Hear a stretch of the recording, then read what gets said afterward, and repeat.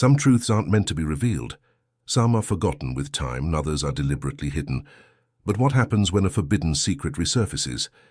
In a way, I always knew that certain information could disturb those working behind the scenes to keep humanity asleep. But regardless, this story needs to be told. This time in a different way, right here on this channel. Today, I won't be the one presenting this video. The story you're about to hear comes directly from someone who was on the other side. Someone who had access to forbidden manuscripts, forgotten documents that should never have been found. Her name is Helena Voss, or at least that's the name she can reveal. For years, Helena worked on translating ancient texts, records that challenge everything we know about the origin of humanity. What did she find? Something that could completely change our perception of reality. Something that could answer the question few dare to ask. What if the fall of Adam and Eve wasn't a punishment, but rather a cosmic manipulation? From this moment on, the voice you'll hear will be Helena's. She herself will recount what she discovered, narrating her experience and revealing the content of the lost manuscript. What you're about to watch isn't just a video. It's a calling. A calling for those who feel there's something wrong with this world, but don't yet know exactly what. A calling for those who intuit that the reality we've been told might just be a controlled illusion. So if you're ready to dive into the unknown and question everything you've been taught, if you're prepared to see beyond the veil and discover the secrets that have been kept hidden from humanity for millennia, listen carefully, because after this video there will be no turning back.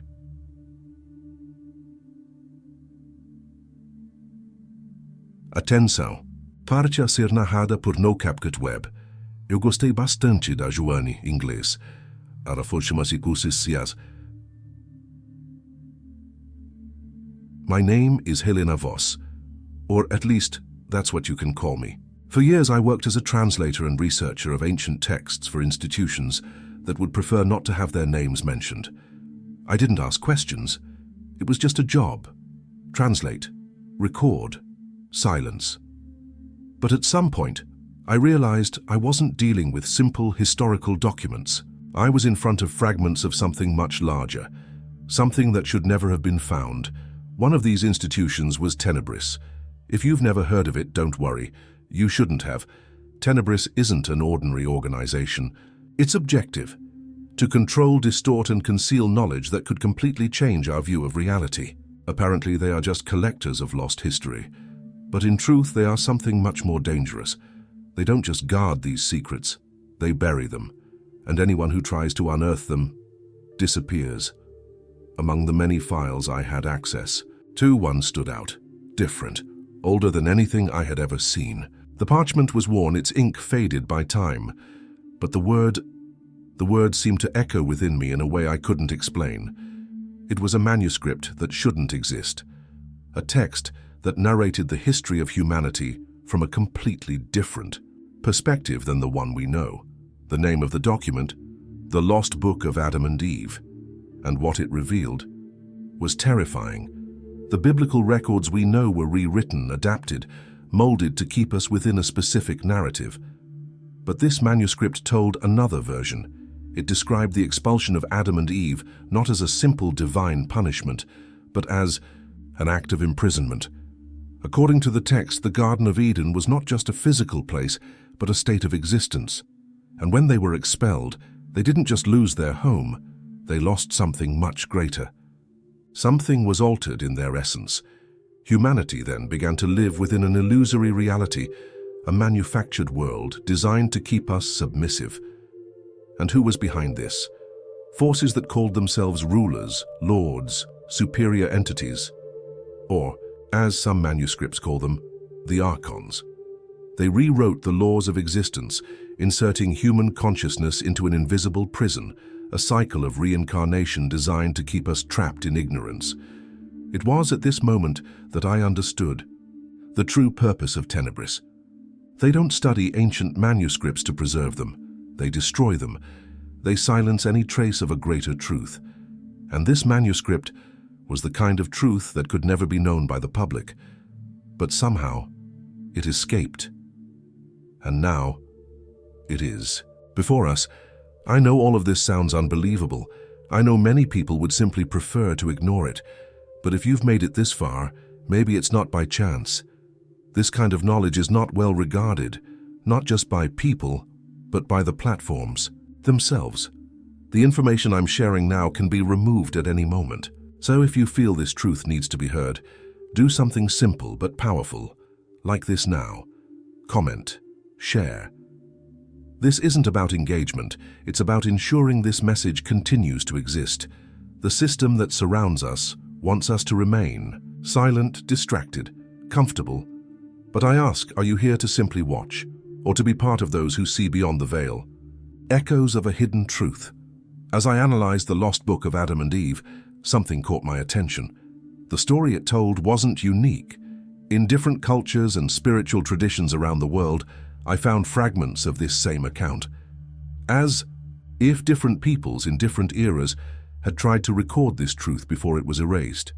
In the Gnostic texts, for example, there's a version of the world's creation that completely differs from what we know. According to these teachings, the entity that governs this reality is not a benevolent god, but an impostor, a being known as the demiurge.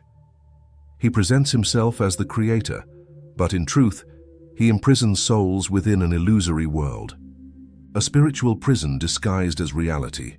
And the most disturbing part, the manuscript I found described something frighteningly similar. It spoke of a force that keeps us blind, making us believe that what we see, touch, and feel is the only truth. But what if all of this is just a distorted version of the original reality? And what if there are invisible dimensions where humanity once lived before being imprisoned here? But it wasn't just the Gnostics who spoke about this. In Hinduism and Buddhism, there's the concept of samsara, the endless cycle of birth and death where the soul reincarnates repeatedly without ever truly breaking free. An infinite wheel, sustained by oblivion and illusion. The esoteric teachings of ancient civilizations, such as the Egyptians and Sumerians, also mention entities that govern human destiny, always hiding true knowledge. These records speak of a veil of truth, an invisible barrier that separates humanity from its real potential. All of this raises a disturbing question. Why did cultures separated by millennia reach the same conclusion? Why is there always a hidden power, a force that prevents awakening? The lost book of Adam and Eve could simply be another piece of this global puzzle. But with every new page I read, the feeling was the same. As if a secret buried for centuries was trying to emerge once again. And then I began to wonder, if there is so much evidence of this same pattern throughout history, where exactly did the rupture occur? What separated us from that original state? The answer seemed to be in Eden itself. But what if it was never destroyed? What if it was still there, but unattainable? The unseen Eden. The idea of Eden as a lost paradise has always intrigued me.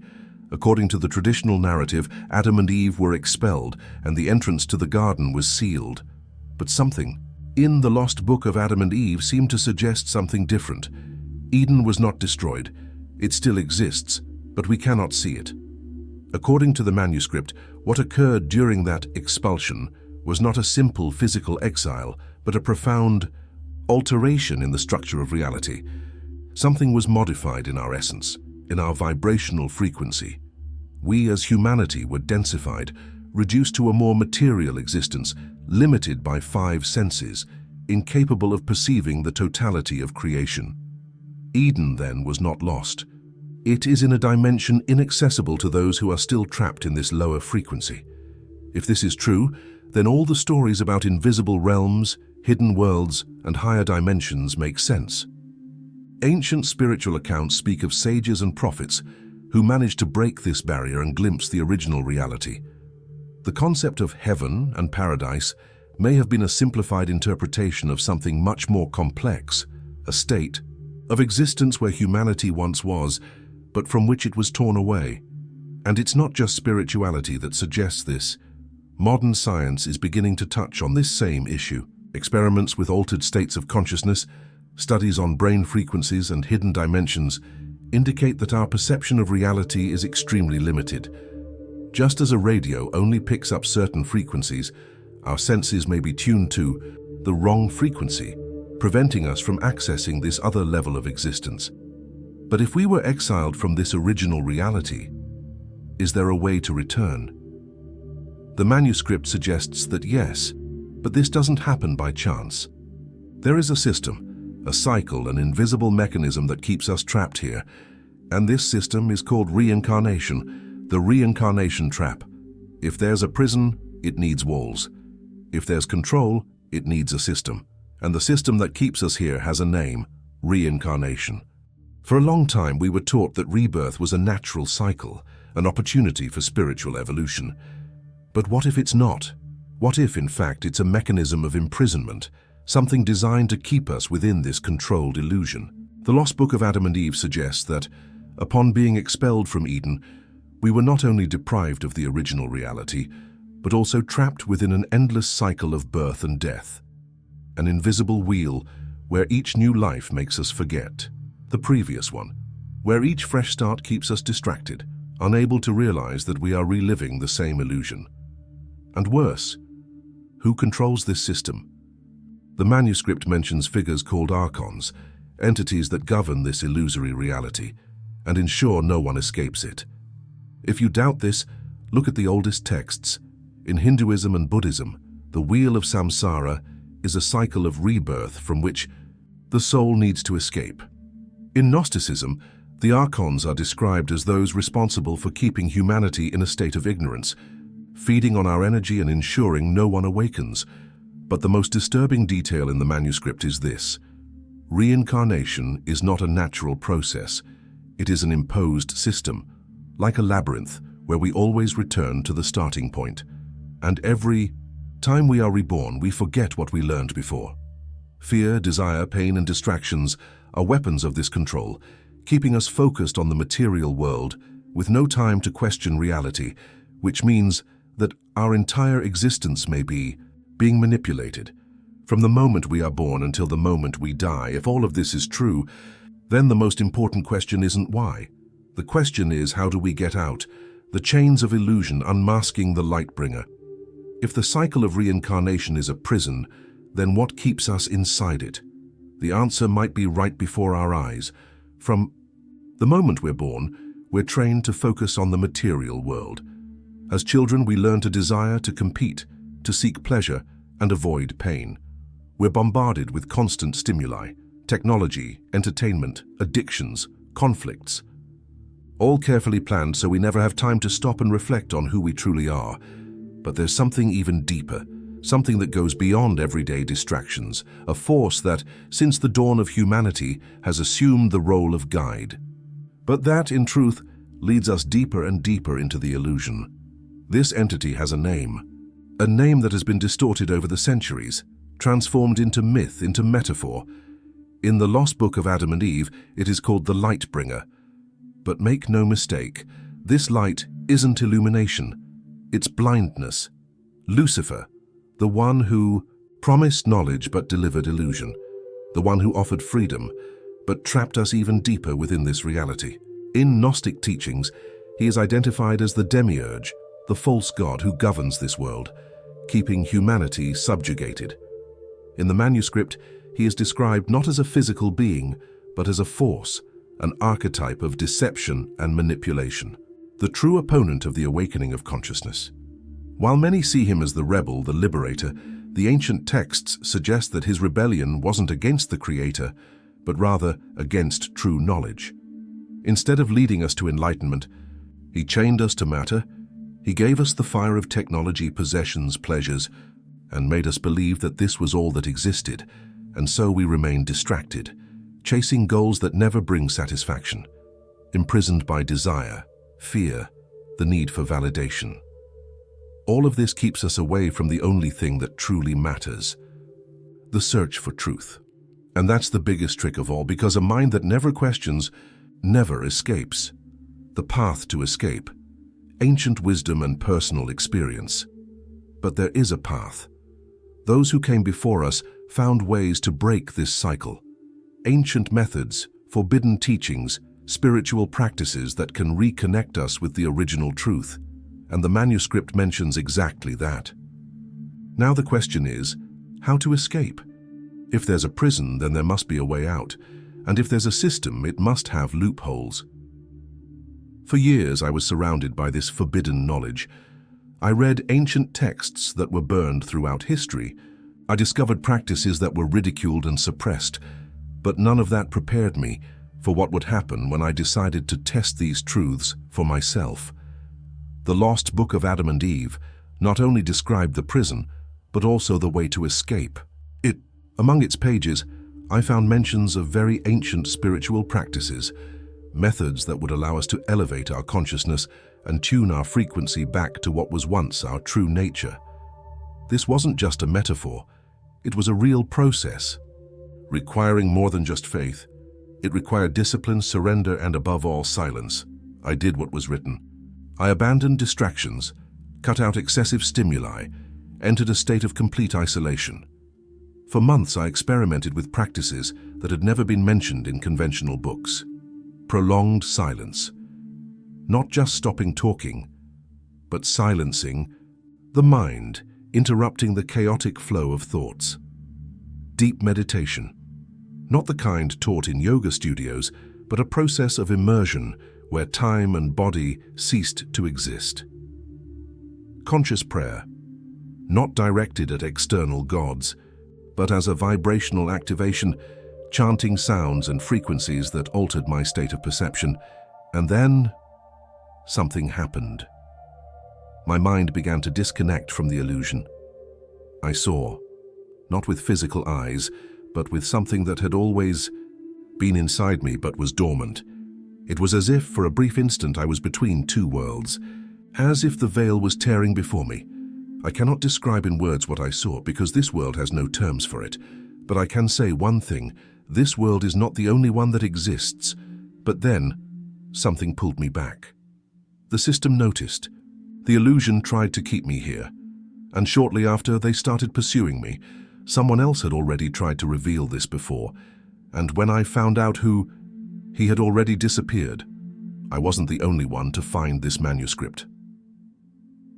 During my research, I found mentions of someone who had already made this discovery before me.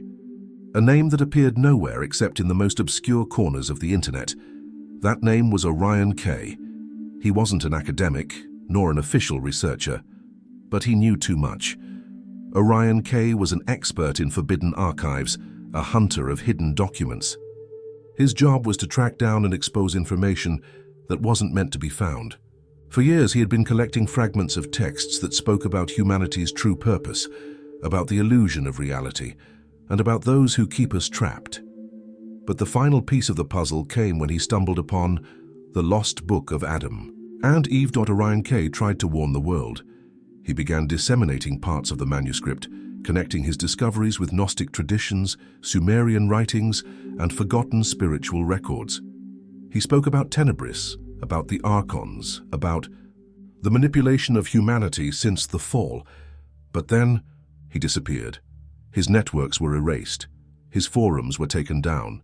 None of his files were ever found again. Some people say he was silenced. Others say he fled and is living in hiding. But there are those who believe he achieved something few can to escape the illusion, to break the cycle, to fully awaken. And this is where the story gets even more intriguing, because even without him being widely recognized, his ideas continued to spread. Many blogs, videos, and texts about this knowledge seem to carry the influence of Orion K, even if their authors don't even know it, as if what he revealed had been absorbed by the collective unconscious itself, as if, somehow, he had left an invisible trail that continued to expand, even after he was erased. I tried to find him. I scoured old archives, searched for records, tried to track down people who might have known him. But the only things left were fragments, loose traces, and the certainty that the truth he tried to reveal was real. And now, the question remains. Is there still time for us, or are we already so deeply immersed in the illusion that we'll never be able to get out? The choice is yours.